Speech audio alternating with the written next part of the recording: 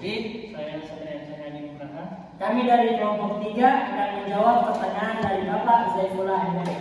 Baik, untuk pertanyaan pertama yaitu seorang karyawan memiliki hak untuk mendapatkan upah yang layak sesuai dengan pekerjaannya.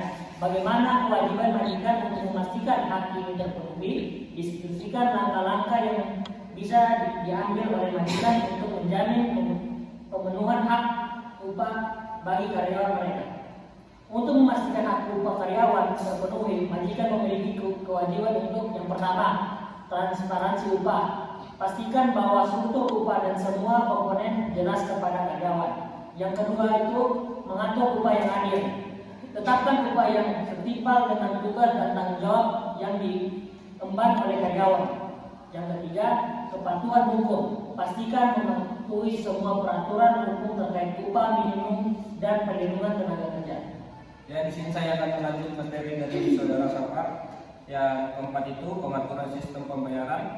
Gunakan sistem pembayaran yang dapat diverifikasi untuk memastikan setiap karyawan menerima upah yang seharusnya. 5. Evaluasi dan perbaikan. Lakukan evaluasi secara berkala untuk memastikan sistem pembayaran tetap ada dan sesuai dengan perkembangan perusahaan dan peraturan. Ya, kesimpulannya di sini, dengan mematuhi langkah-langkah ini, majikan dapat membantu memastikan bahwa hak upah karyawan terpenuhi dengan baik. Ya, di sini saya akan melanjutkan soal nomor 2, yaitu soalnya apa saja faktor-faktor yang mempengaruhi fenomena klaim budaya Indonesia oleh bangsa lain. Diskusikan dampak positif dan negatif dari klaim tersebut terhadap keberlangsungan budaya Indonesia. Di sini terdapat beberapa faktor yang mempengaruhi fenomena klaim budaya Indonesia oleh bangsa lain dapat mencakup. Yang pertama itu daya tarik budaya. Budaya Indonesia yang kaya dan beragam seringkali menarik perhatian orang dari luar untuk mengadopsi atau mengklaim elemen-elemen budayanya. Yang kedua, globalisasi dan teknologi.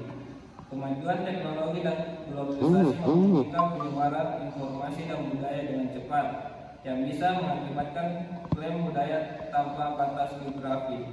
Yang ketiga, pengakuan internasional.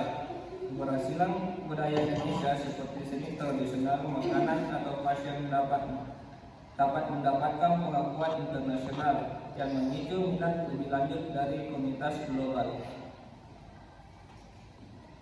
Selanjutnya, adapun dampak positif dari klaim budaya Indonesia oleh bangsa lain dapat meliputi yang pertama. Yang pertama itu ada promosi budaya. Promosi budaya ini memperluas pengetahuan dunia tentang kekayaan budaya di Indonesia. Yang kedua, kolaborasi budaya. Kolaborasi budaya ini mendorong pertukaran budaya yang positif dan kolaborasi antar budaya satu sama lain. Yang ketiga, pengembangan ekonomi. Pengembangan ekonomi ini itu adalah potensi untuk meningkatkan pariwisata dan industri kreatif yang terkait. Dari dampak positif di atas, tapi ada pula dampak negatif yang perlu dikembangkan. Yang pertama itu apropriasi budaya, penggunaan atau klaim tanpa menghargai asal-usul atau makna budaya asli. Yang kedua, komodifikasi. Risiko budaya diubah menjadi barang dagangan atau produk komersial tanpa memperhatikan nilai-nilai budaya asli. Yang ketiga, perubahan makna. Perubahan makna ini kemungkinan budaya asli kehilangan makna atau konteksnya karena adaptasi dari luar negeri. Untuk menjaga keberlangsungan budaya Indonesia, penting untuk menerapkan pendekatan yang seimbang, yaitu menghargai dan melindungi keaslian budaya sambil mempromosikan pertukaran antar budaya. Regulasi yang tepat dan kesadaran akan nilai-nilai budaya dapat membantu dalam mengatasi tantangan ini. Ya, di sini saya ingin lanjut soal yang ketiga. Soalnya itu adalah diskusikan peran teknologi informasi dan media sosial dalam mempengaruhi semangat bela negara kepada generasi muda saat ini. Identifikasi dua dampak positif dan dua tantangan utama yang mungkin timbul dari penggunaan teknologi tersebut dalam konteks bela negara. dan sertakan pandangan Anda tentang bagaimana pendekatan yang tepat dapat mengoptimalkan manfaat teknologi tersebut untuk membangun karakter bangsa yang kuat.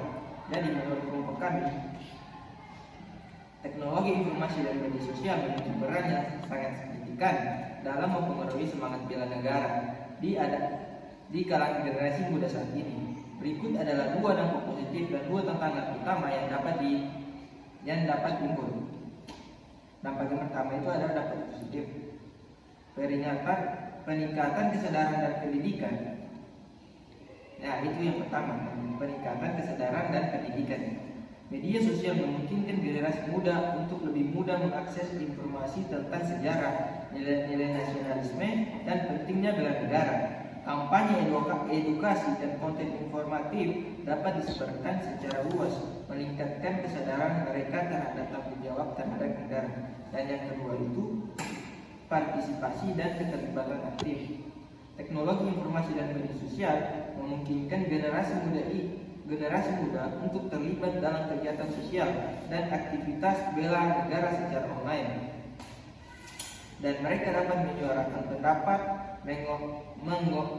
mengorganisir acara atau bahkan berpartisipasi dalam kampanye sosial dengan lebih efektif dan luas. Dan selanjutnya akan diberikan teman saya.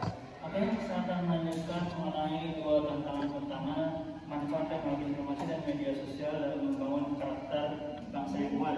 Yaitu yang pertama yaitu disinformasi dan hoax. Penggunaan media sosial dapat menyebarkan informasi yang salah atau hoax yang mengenai isu-isu bela negara yang dapat membingungkan dan mengurangi efektivitas pendidikan nasionalisme. Yang kedua ialah ketergantungan dan arah yang tidak jelas. Generasi muda yang berlalu bergantung pada teknologi mungkin kurang mampu mengembangkan kecintaan yang nyata terhadap negara secara personal atau kehilangan fokus pada nilai-nilai sejati bela negara di luar dunia maya. Saya menjelaskan pendekatan yang tepat untuk mengoptimalkan manfaat teknologi informasi dan media sosial dalam membangun karakter bangsa yang kuat.